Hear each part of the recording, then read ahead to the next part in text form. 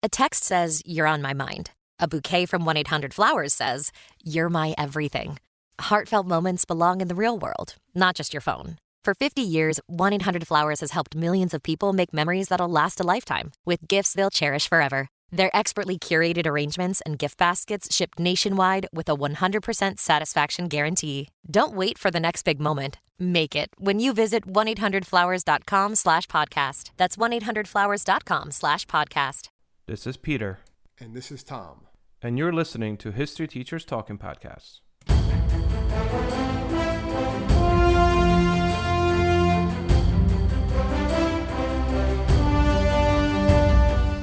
All right, this is Peter Zablocki and Thomas Reska, and welcome back to our podcast. Thomas, what do we got? Well, today we're going to be looking back at a decade in review. So we're going to be looking back at the 1970s, which is kind of remembered as a decade with soaring inflation, political upheaval. So don't get confused with, the 2020s. Like the U.S. didn't really have the greatest image in the world in the 1970s, but the significance of the 70s probably goes beyond just the high gas prices, Watergate and Vietnam. You had a lot of changes to American politics, right? With the Watergate scandal, like we've talked about before, we'll go into more of a talk about a little bit today. A lot of the norms, the social norms change. The nation's, a lot of the economy, a lot of the things that we have in the economy today take root. And actually, there was a historian by the name of Tom Wolfe. He called the 1970s the me decade across the land because America seemed to determine to escape from the wars and social movements of the previous decade and kind of focus more on what was going on here in the country. And just unfortunately, wasn't always the best stuff. So there's a lot of the debate, like, was in 1970s a good decade or not? I mean, it was mostly it's mostly remembered from Vietnam and Watergate, but for people who grew up, probably a fun time to be alive. A lot of them saying it. You had disco and things of that nature. You had the haircuts. You had chia pets. So there's a lot of stuff that went on during the 1970s. When I was looking at this and doing research for the 70s, and kind of you touched upon this, I think we picked this topic. The other day we were kind of talking about the parallels between the 2020s and the 1970s, and there really are a decent amount of similarities, right? I mean, Well, what do they always say, right? History repeats itself. So right? They do say that. we're in that cycle right now, I guess you could say. It was enough for us to really do a podcast to kind of maybe help people understand today, economy, culture, as well as politics of today by looking at 1970s as kind of like a model of the fact that maybe the trends we're seeing today are not necessarily new, but however, simply just a repeat or rather a continuation of stuff that has been going on, probably even perhaps before 1970s, but definitely a lot of parallels from the 70s. I mean, one of the biggest things in the news right now is Roe versus Wade, which is a case that came to be in 1970s. And I think we'll also touch upon a little bit about women's liberation and probably run through the major political issues and the major economic issues. And then we'll kind of just generally jump in through some of the important events, maybe year by year, and finish off with some culture, which in itself was also something that was very interesting. So, and some of our listeners probably lived in 1970s. So maybe they could email us with some, corrections or suggestions or comments on the 1970s. Yeah, hopefully they're nice ones. Hopefully, yeah, only nice ones. We don't want any bad comments. No, we don't like those.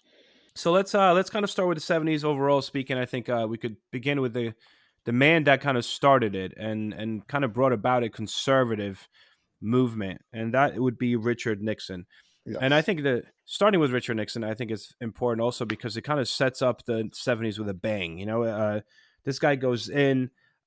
He's loud, and he kind of brings about this idea of going back to our conservative roots, and it doesn't really end well for him, which sets the tone for how Americans feel about their government, not just for the rest of the decade, but really for decades to come. And what is he? And he kind of does some things when he comes to power. He says, remember, he wins the election by saying he's going to end the war in Vietnam, and that does exactly what he does when he orders an invasion of Cambodia in 1970, which actually widens the war in Vietnam. Yep. And this directly leads to probably one of the most iconic pictures of the 70s. You see in every history book. The students listening have definitely seen it. It's the one that happened on May 4th, 1970, when members of the National Guard in Ohio opened fire on students protesting the Vietnam War at Kent State University. Yep. And you have the photo because of the student who really had nothing to do with even the protest, just crossing across, and he winds up being shot and killed. And 4 students died, 9 others were wounded on this day. The 70s also when you start seeing a lot of the protesting now for Vietnam. There was a lot anti-war movement before, but you're seeing it a lot more in the 70s. Yep. And it's not just Vietnam too. I mean, women, African Americans, Native Americans, gays, lesbians, people that felt marginalized, essentially fought for their equality Yeah, throughout 1960s, and these protests really kind of span this idea of the new left movements that I just kind of mentioned, but also the Vietnam. So it almost seems like the United States is in like an upheaval of the 1960s, protesting the traditional values and I guess the America First policies that preceded the decade. And out of all this, as you said, Richard Nixon he gets elected appealing to what he calls the silent majority, which to him was the white, mostly Southern, but white conservative base, voting base that is sick and tired of watching essentially the 1960s upheaval, or turbulence, as he called it, urban riots, anti-war protests, counterculture. So he kind of promised to bring about the return, I guess, of yeah, political as well as social conservatism, bringing back traditional family values, ending, as you said, the war in Vietnam, which he ultimately escalates for many different reasons. I mean, you and I think, mentioned this in the previous podcast that Richard Nixon, before he became president, Johnson, right, LBJ, had the ability to actually end the Vietnam War through starting peace talks between North and South Vietnam. And it was Kissinger and Nixon that kind of delayed that because he wanted to be the one to end it.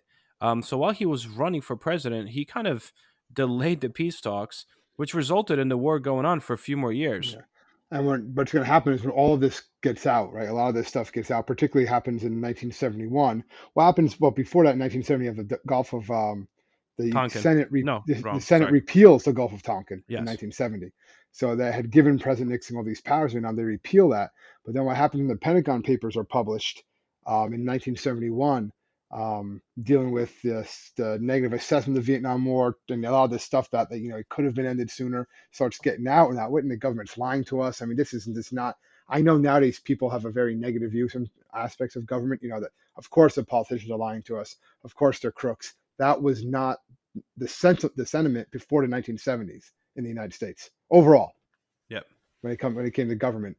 So the Pentagon Papers, Watergate, all that is going to lead down that path.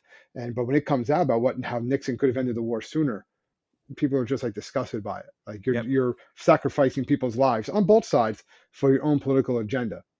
Really? Absolutely. And that's what's getting people upset. Rightfully Yeah. so. Yep.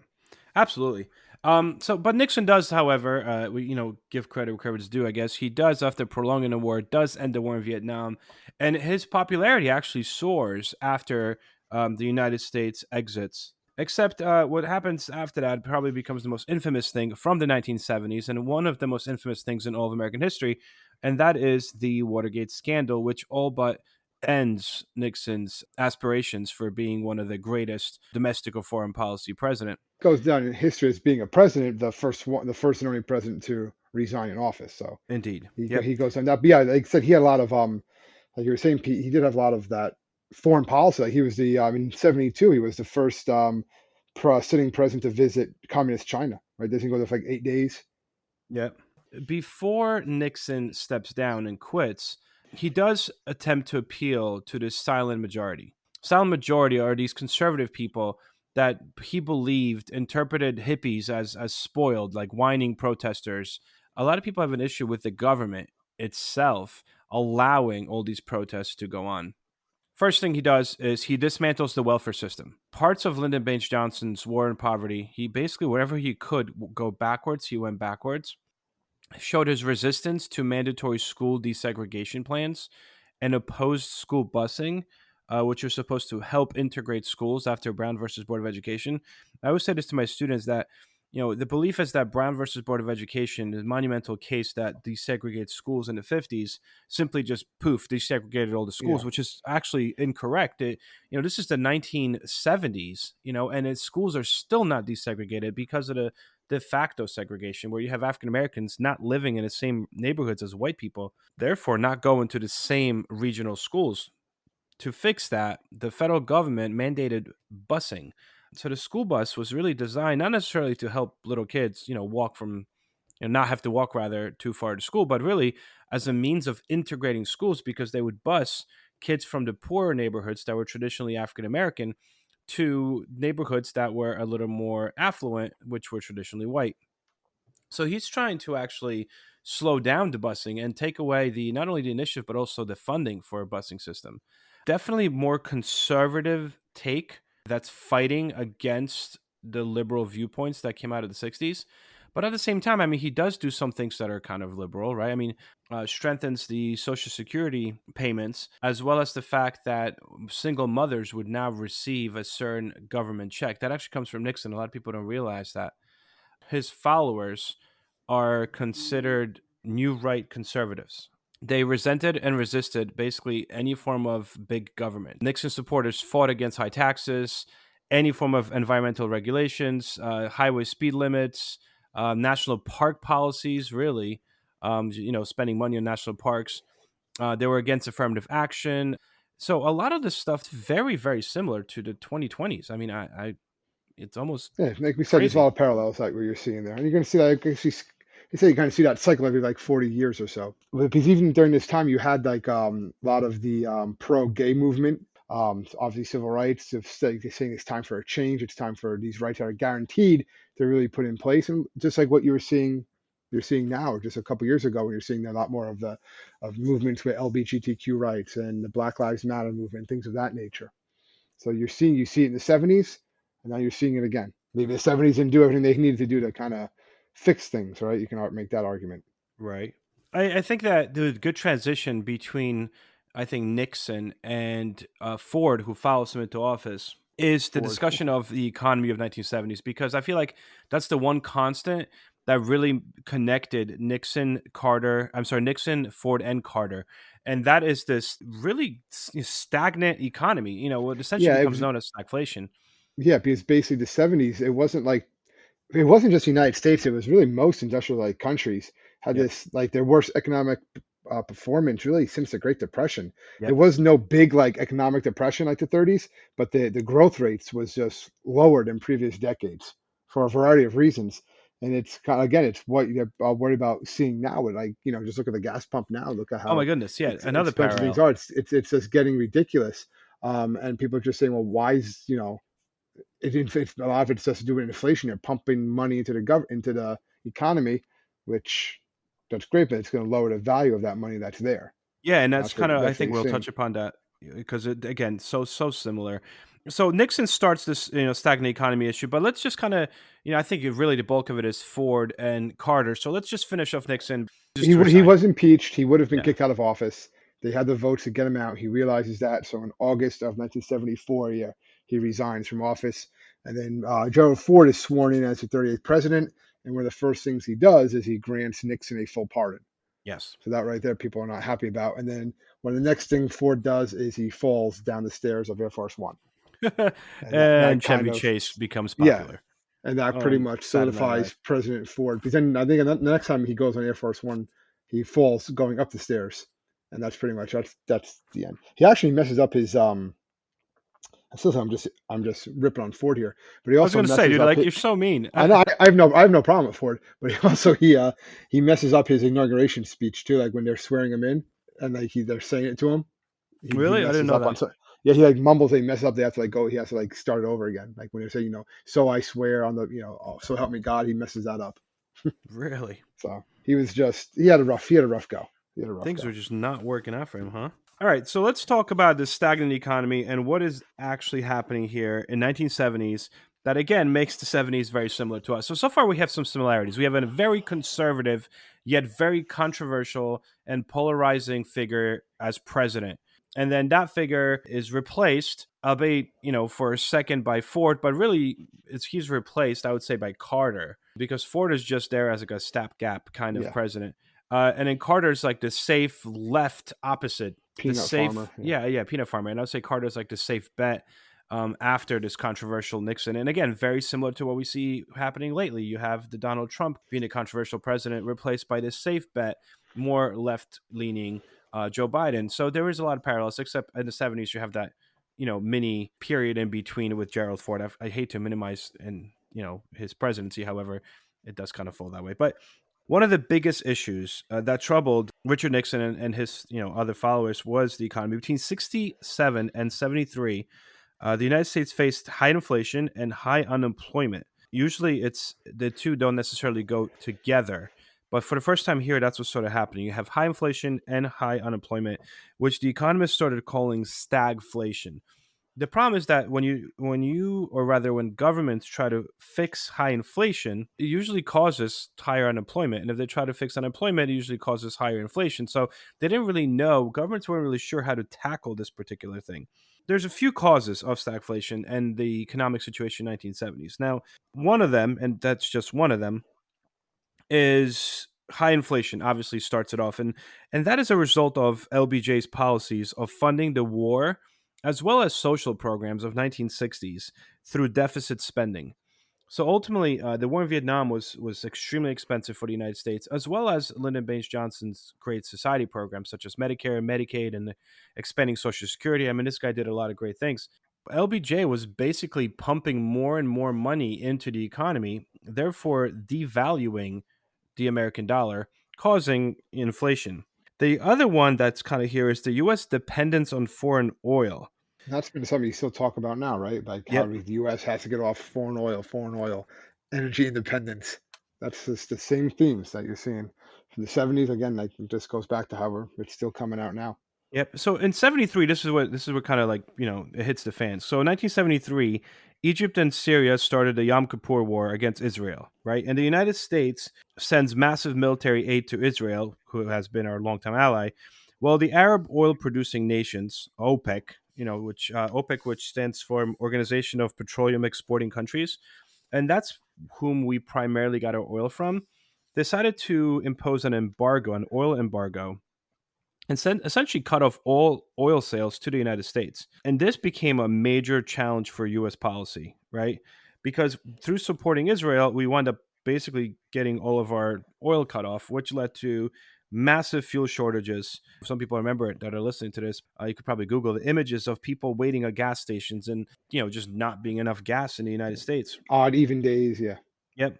Sharp oil, rise in oil prices worsened the problem of inflation too, because what starts to happen here now is prices of goods are already very expensive. And that's because of inflation, kind of what we're seeing today in 2022, right? Things are going up at uncontrollable rates and speeds. The other issue you have in here is that there simply isn't enough gas, which leads to companies. I mean, and I always tell my students, like, how do you think what you purchase in a store gets there? Like, it has to be driven there.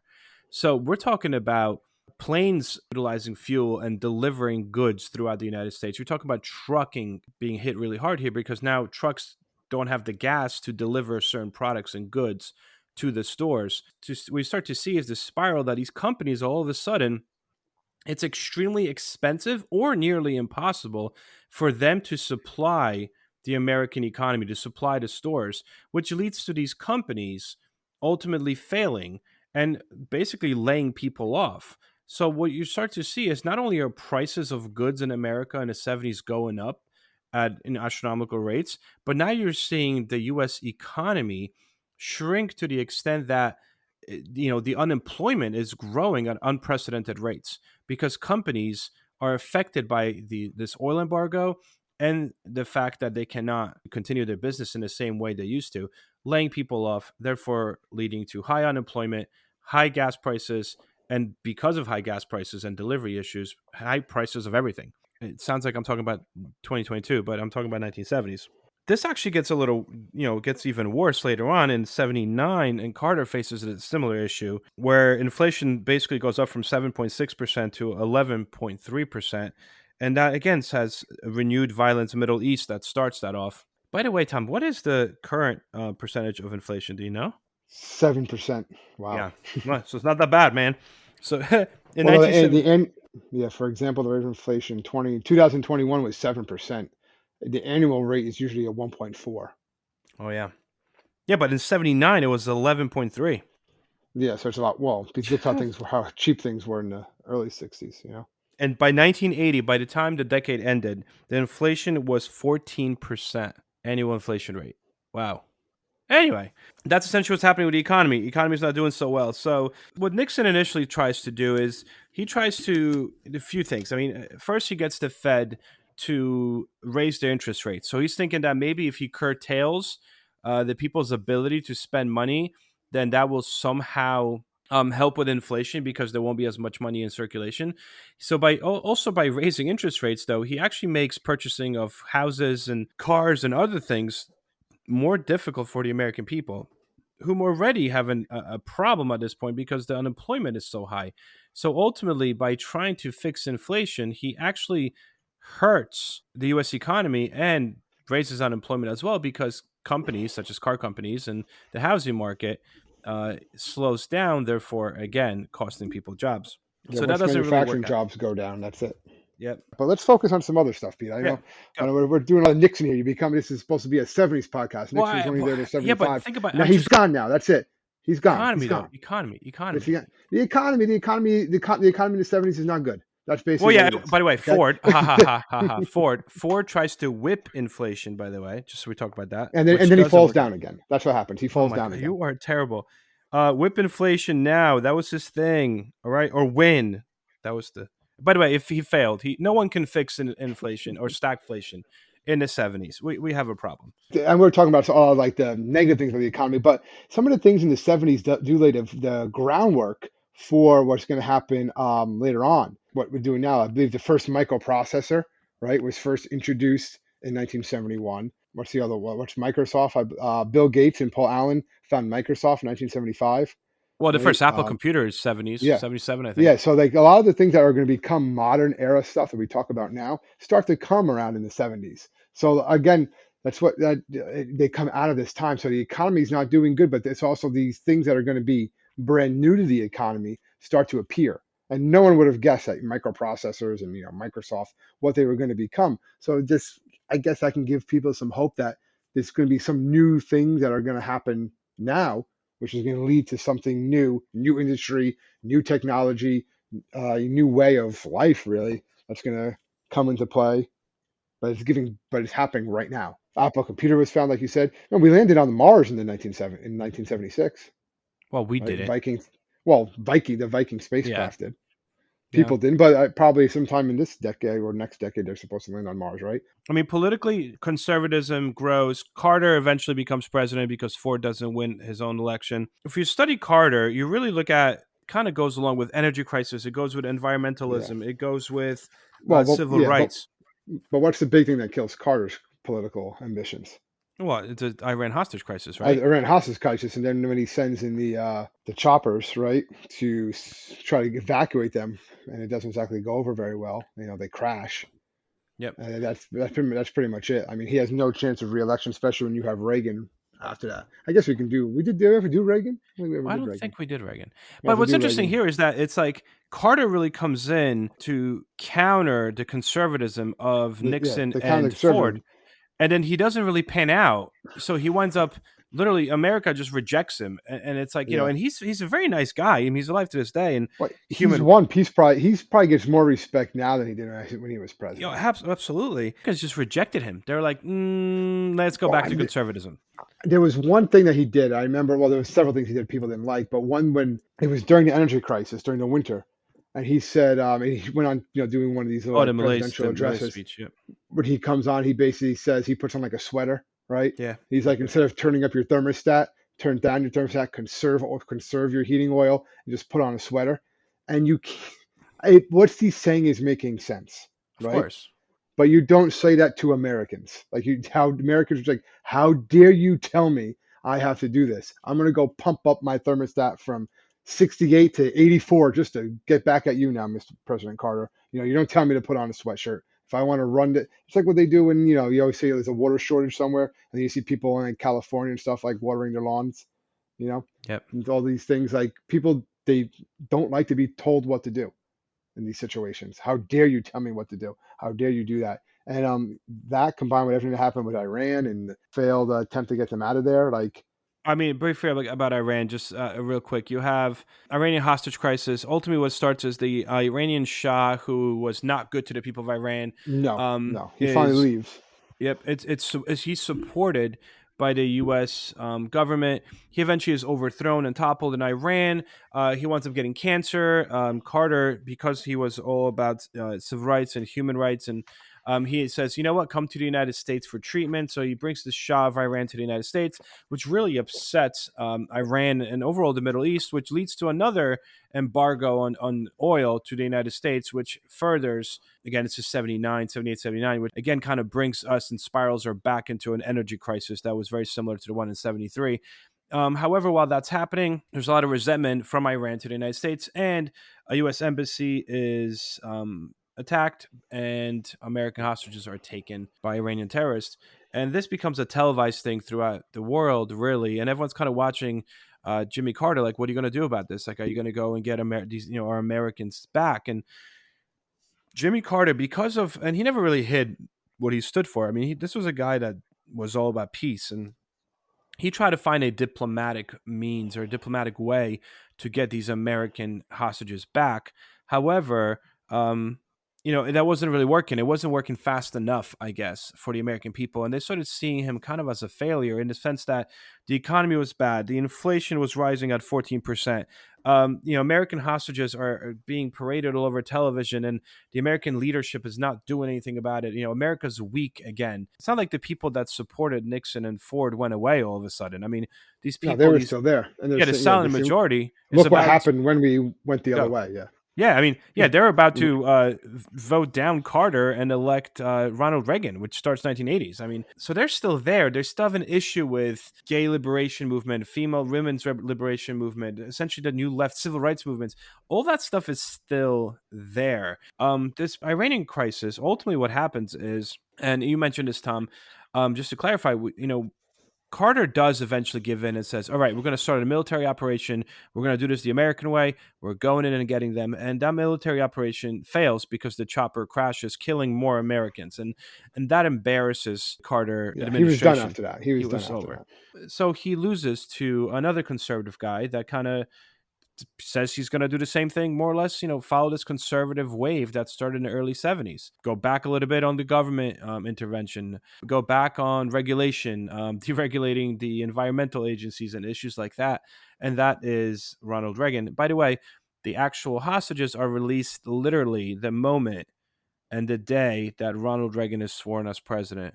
Those hostages are released. And if you really study the history of this, you actually realize that that's Jimmy Carter. That was Carter Carter did that. negotiated. Yeah, Reagan Yeah. got the credit, but it was It Carter really who was negotiated Jimmy. the deal because he wanted those people safe. That was like his mission. That's what he Yep. ultimately cared about. Absolutely. So Jimmy Carter steps down being president. So I think what we could talk about a little bit, so there's some political, some world issues, some economic issues, and stuff of that nature. But let's talk a little bit about, I guess, the culture and the society of 1970s. A lot of things are happening in the 70s. I think like television, it becomes key here. It basically reflects realities of American life, right? So shows more often than not start addressing like actual relevant issues. So Yeah, more social consciousness. Yeah, you have that. you have more African American characters. You have working women. Well, yeah. So you had, like you said before, it became a bit more socially aware. They had a lot more minority-centric television programming.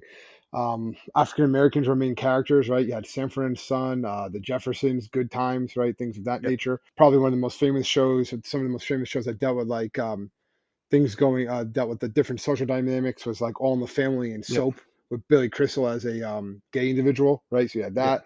that. The westerns, which were popular in the 60s and 50s, they pretty much went away. They were replaced by police dramas. You had nostalgia shows, right? Like the Happy Days, which the spin-offs, things of that nature. In the late 70s, they said you started getting what's called jiggle television, which were more towards appealing towards a different type of audience, right? These are shows like Charlie's Angels, Love Boat, Three's Company. They became really popular because they just had like beautiful women wearing less and less clothes. But these are the things that we're really starting to see on television, these types of shows. And it's just very different from the 1950s and 50s and 60s when you were seeing those shows all like that nuclear type of family. Yep. That's not what you're seeing anymore. Yeah, I mean, besides the social values and like All in the Family, I mean, diversity. Chico and the Man was the first ever series set in Mexican American, right? East Los Angeles, with Mexican Americans. You have the Mary Tyler Moore Show, which depicts Mary Richards as a single woman working as an assistant manager in local TV shows. So it's like a working woman. Roots, remember Roots? I mean, we've seen Roots. Mm-hmm. Miniseries Roots that told a saga of several generations of African Americans. It was an 8-part story that was actually one of the most watched television events in American history to this day. So the fact that cultural identity is shown on television, the independent women and diversity and social values, like these are things that are touched upon that prior to this never necessarily were. It's Yeah. also something that, TV starts to show America's viewpoint of kind of ridiculing society, but politics and economy. I mean, this is Yeah, yeah. Saturday Night Like Live becomes Sign a Life thing. comes out in, yeah, 75. Yeah, and like we Yep. said before with Chevy Chase, he became famous by mocking Gerald Ford. Remember, Yep. this is the president of the United States, and then the guy there are Saturday night they're just making fun of him, and they did the same thing with Carter and Reagan, all the way up to To now. Trump and Biden now. Yeah, Yeah. and that's probably what it is. Who can impersonate the president and basically make them look foolish, and that's what they do, right? So you're seeing Crazy. these sorts of things, and it's just changed because that's something that you never think of you would see in like the 50s or 60s. Nope. Nope. Um, I mean, what else? 70s, you have Gay Liberation Day. It's the first ever gay pride parade is held in New York City in 1970. That commemorates the first anniversary of the Stonewall riots, right, which is violent conflict between gay community and police in Stonewall Inn, which is a popular gay nightclub in Greenwich Village. But you also start getting parades, just gay pride parades. This is a new thing in the 1970s, again still around to this day, but starts off during this time. What else you have music becomes portable, right? Sony Walkman, everyone thinks it's the 80s, but really it was launched in late 70s, which is kind of Yeah, cool. Pong. If you don't mention Pong, people are going to be mad. All right, Pong is huge. Well, Pong is the idea of Pong is that we were able to bring what is considered at the time a video game to your home. I mean, Yeah, and that yeah. kind of stems from what you said before, this computer, The revolution. microprocessor stuff that I think the Yeah. Atari 2600 comes out later on. That comes out in Yep. 77. That Yep. was a huge commercial of SAS. You had other ones. Milton Bradley had their own Microvision and stuff like that. So you had the precursors. It obviously doesn't explode until Nintendo in the 80s. But yeah, I guess it's called like the golden age of video games is really the 1970s with like Space Invaders and Yep. Asteroids, things like Well, that. and that's what a lot of people started doing. They started hanging out in arcades. I Well, mean, something that for becomes a kids to thing. do. Yeah, that was something that was what kids did. Yeah, teenagers. Crazy. I mean, obviously, landmark decision, 1973, in the Oh yeah, United Roe States. versus Wade. A couple Yep. years before, 71, you have when 18-year-olds get the right to vote under the 26th Amendment. Yep. Yep. The Yep. whole Yep. idea is if you're old enough to fight in a war, you're old enough to vote. Also, this is making a comeback, like history usually does. 70s was the time for vinyl. I mean, considered the golden age for vinyl records. Most people had record players, and it was cheap. Nearly everyone could afford it. You went to the record store, like that was the thing to do. It's kind of sad that we don't really do that. I mean, I guess it's coming back, but Yeah, I think still. it's more of a nostalgia. It's a nostalgia thing. Just like in the 70s, you had nostalgia for the 50s. Now we're to have some nostalgia, but like the vinyls and stuff. I know there's a lot of those shops popping up Also, all fashion over the was place. huge, right? Shorts were really short. Skirts had like different lengths. You had the mini, meaty, maxi. I mean, I can't even just like reading up about the fashion of the 70s. I don't really necessarily get it, but like platform shoes, Yeah, with disco, right? right, yep, and men and women both wore platform shoes. Anything to express themselves. That's basically what it's the bell-bottom pants, right? The Yeah, things of that. The I guess the hippie style. A lot of it was still really warm, but kind of like got all that patchwork and fabric that, and we got a lot of people that debuting their different types of like dresses that, and it really changed. It was supposed to be comfort, but also stylish. That was really, I guess, the fashion of the 70s from what I saw. yeah, Comfort, but fashion. Like we can't talk about the 70s without the music, I guess, either, right? yeah. I guess we should talk about the music. I was going to go to Earth Day, but I mean, music's more fun than Earth Day. Earth Day's cool. Sure. All right. Well, what do you got you got anything for music you want to touch upon? Well, no, I just said like disco was big during the time. But you had people like the ABBA, the Bee Gees, Donna Summer. You had some of the quick the rock bands have become really big. Still hear about now, like Rolling Stone, Van Halen, Pink Floyd, Queen. Yep. Basically, go out there and express yourself. You can criticize the government. You rebel. Again, you're seeing a lot of that stuff. That the whole idea of having long hair, doing drugs. It's another expression of the liberation, right? And it was very personal. So the music of the 70s was very personal to a lot of people. That's why a lot of it's still very popular today, also. All right, so Earth Day, or man, 19. Well, it's not as cool, It's but it's still cool. just like depressing Earth Day. Use like depressing Dude, name Earth of Day's Earth Day. cool. I I mean, have nothing against Earth Day, but just how you like portrayed it right there was just like well, I Earth know Day. because I mean, it's kind of I know because you go Well, from like fun music. because wait. because what well Earth Day because what you also had at times you had the environmental movement. People realized, listen, we have to kind of Cut back on protect throwing the earth, crap into rivers. Yeah. protect the Yeah. earth. You're seeing a lot of these things that maybe it's not such a good idea to be you know dumping everything into the ocean anymore and Well, stuff and like that's that. But really, what scared people too was with Earth Day. I know it's happened before. I'm sorry to cut you off, Pete. no, go Was go. 3 Mile Island, Three Yep. Mile Island here in the United Oh yeah, States. we need to talk about All that. right, 1979. Basically, it's just a nuclear. It's the worst nuclear accident I guess we ever had in the United States.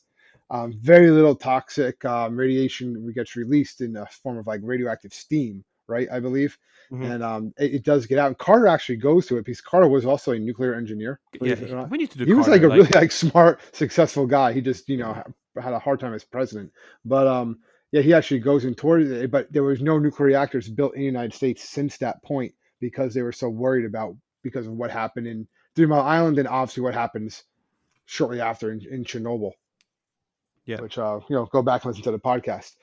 But yeah, so Earth Day comes up what in 1970s, right? I forget what the yeah. It actual actually time is in was, but 1970. It's a day of education yeah, about the environmental issues. because Congress passed the Clear Air Act and Clean Water Act 2 years later, so they're really They about did. Yep. just yeah the whole owl, right? Was that what was it? Give a hoot, don't pollute. I remember that. Yep. And I was actually, being in like an owl. 1970, also, the federal government creates the Environmental Protection Agency, the Yeah, EPA, EPA. Yeah, and it gives it power to set and enforce pollution standards, right? Conduct environmental which is research. what it does, right? I mean, Cars. I can't imagine like we didn't live during the 60s, but the fact that it wasn't until the 70s when people started paying attention to the stuff that's thrown into rivers and stuff that's Well, it put was into when food. was that like the wasn't like one of the some lake or river somewhere in It like by glowed, right? Chicago, like it caught on fire and it burned, and they're like, "Whoa, That's, like water's burning," and they're like, "Yeah, because of all the garbage and junk that's in it, you know." So I mean, it's time to clean it up and yeah. stuff. Carter also in 78 enhances the conservation effort and he sets aside an additional 56 million acres in Alaska as a national monument. So a lot of conservation as well that is happening in the 70s. 3 Mile Island. Why did we ever do a podcast on 3 Mile Island? Shh, don't give it away. We'll do one soon. Eh. We talked um about it with Chernobyl. What's interesting about 3 Mile Island is that, and because of that, you actually like Hollywood gets on it, right? And end of 1970s, early 80s, Hollywood kind of responds to the Americans' concerns over nuclear power.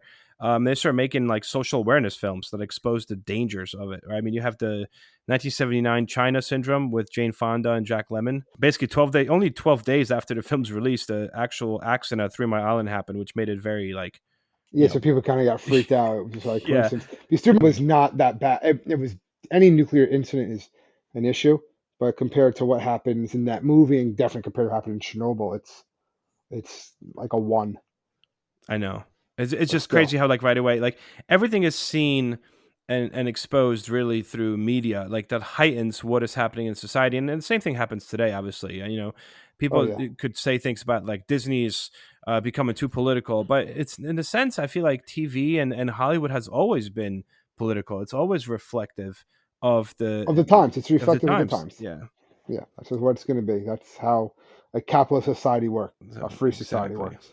Exactly. Do you have anything else that you want to kind of touch upon in the 70s? I mean, there's a few things that Well, there's a ton of things. There's obviously a ton of things that we've you we've have glossed over. I But mean, of course. Oh my god, yeah, we could keep on going, but oh yeah. Elvis Presley dies in '77. He's found dead, and if I bring that up because I know there's a big Elvis Presley movie coming out, I believe shortly. Okay. Scientists they talk about genetic engineering, so they actually do genetic engineering techniques, and they create insulin. Think of how many Americans take insulin today. They didn't Hmm. have that until 1977. Life changing. Walt Disney World Resort in Florida Yeah, opens up, huge. Yeah, right? I mean, there you go. it's not Disneyland. This is much bigger. The World Resort in Florida. This And is yeah. $400 million even back then to create it.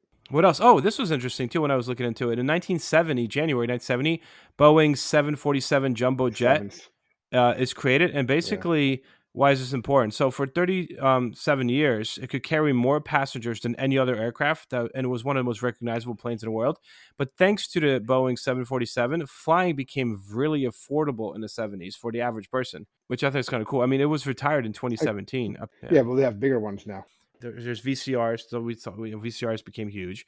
Normally, like you would know how well a movie did based on how well it did in the movies or at the theater. But because of 1970s, it started to shift and be like, all right, how much money did this movie make in the theaters versus how much money did this movie then make at home? And that's because VCRs, Oh even yeah, television viewing experience, people for the first time could like record a show and watch it later. So yeah. that kind of helps This out was with the late night TV. precursor to DVRs. Indeed. That yeah, We the used to old have an old VHS VCR and stuff like that that. like went on from like you had to load it from the top, which I think was kind of cool. Oh yeah, top loaded Um, ones. Yeah.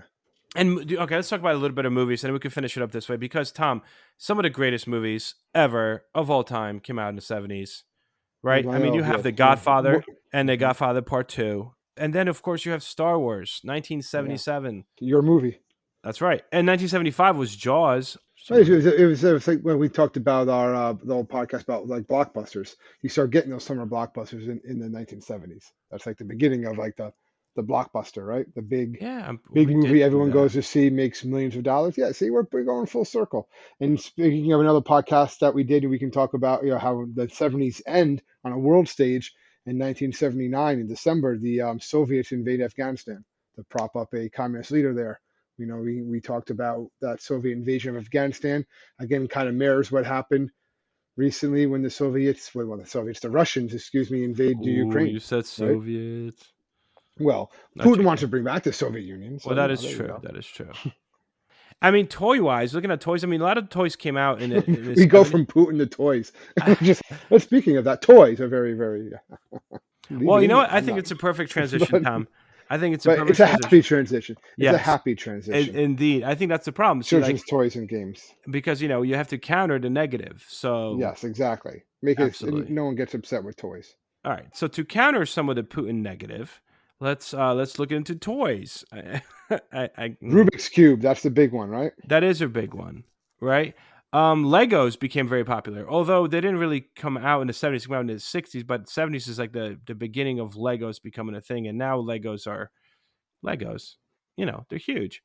But even like the toys had a lot of like increased ecological sensitivities.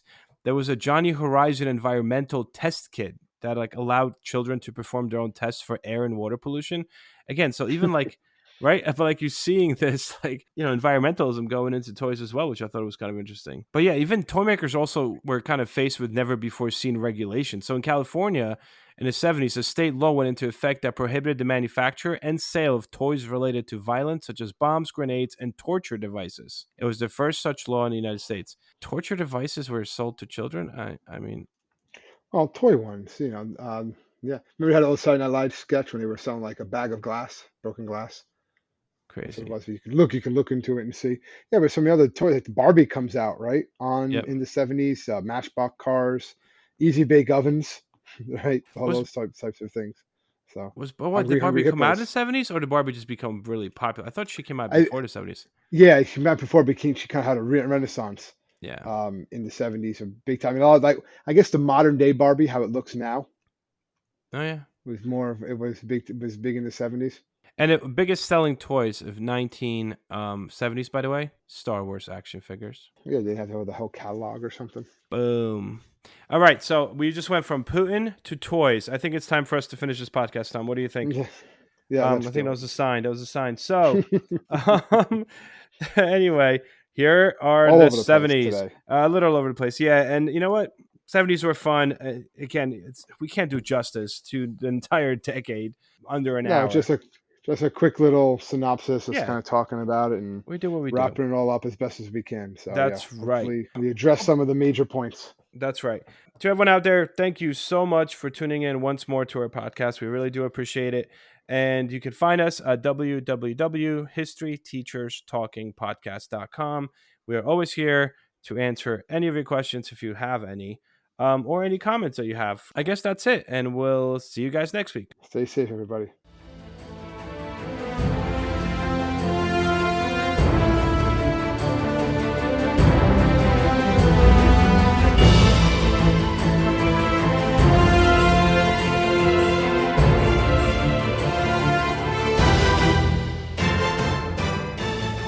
I hope everyone enjoyed our podcast. And if you would like to email us, you can do so at historyteacherspodcast@gmail.com.